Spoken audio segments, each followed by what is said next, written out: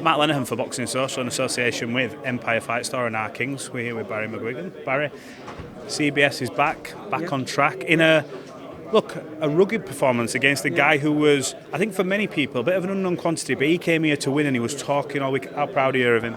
Brandon Glanton is the president of the Who Needs Him club.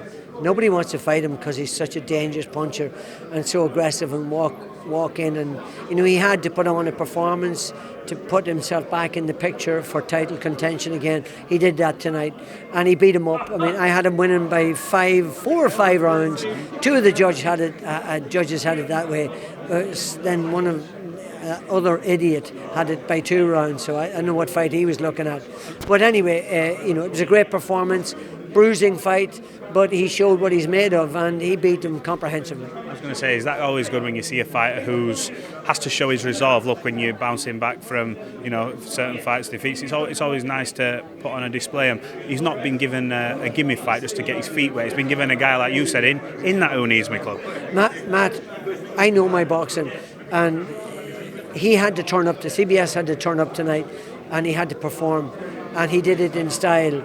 And it was a good fight. It wasn't because there was a lot of holding on the inside and whatever, but still, he done the forcing. There's 2 or 3 knockdowns. One at least could have been called a knockdown. He had the guy's legs gone, but the guy's made of really tough and durable stuff.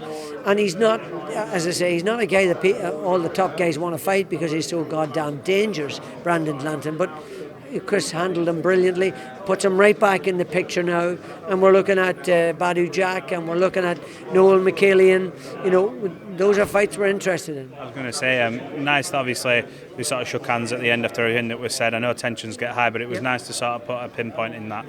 But also, it does open the door for him now to start fighting on that top table. That must be pleasing. Do you think him versus Badu Jack, or like you said, McCallion, then that's the next best possible fight? Yeah, I think those are 2 winnable fights for him.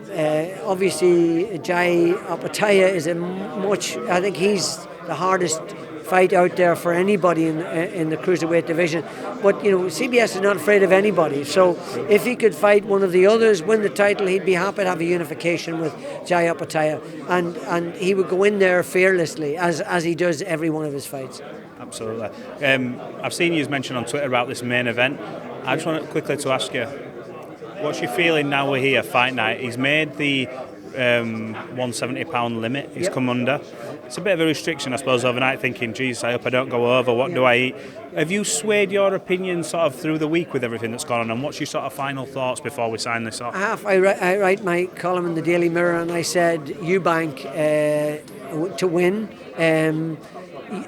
Ben has a tremendous chance in the early round because he's so dangerous and he's fast and he's improving and he can punch really hard. I mean, the disadvantage is he's 2 divisions below, genuinely 2 divisions below Eubank. But so he's got an advantage in speed if he can land with a hard, solid shot and get Eubank in trouble. Maybe he can finish him because Billam-Smith did it and he cracked that uncrackable chin, and it's never, in my experience, it's never quite the same again. Once you've gone and been knocked out, and although he won the rematch by stoppage himself, it does mean that you're vulnerable around the old whiskers.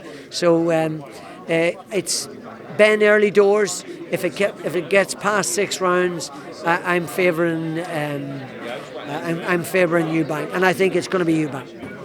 Barry, I appreciate your time. Congratulations on Chris. Hopefully we'll catch up again. Good to see you, Matt.